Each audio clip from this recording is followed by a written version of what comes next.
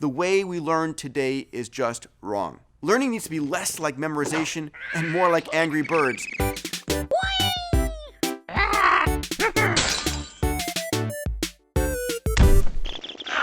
50% of school dropouts name boredom as the #1 reason that they left. How do we get our kids to want to learn? The challenge is in the old-style educational system, you start at an A, and every time you get something wrong, your score gets lower and lower and lower.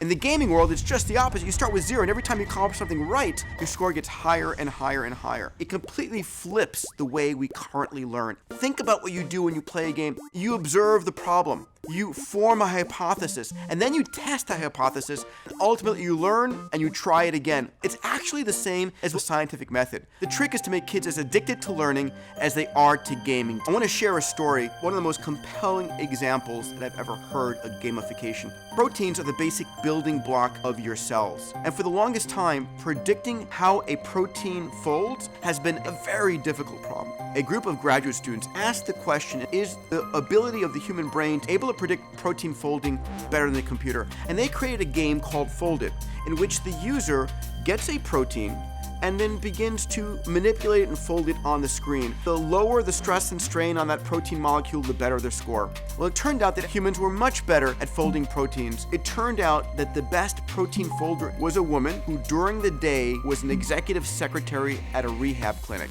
and who at night became the best protein folder on the planet. Gaming outperforms textbooks in every area. Customized gaming teaches creativity and innovation. Pilots and surgeons trained on video games outperform those who are not. So where is this all going? The future of education is an AI that can teach my child or your child and gives them an education that's so personalized, so perfect, that the wealthiest people on the planet would never be able to afford it. That's a future in which education is much better than we can possibly ever imagine.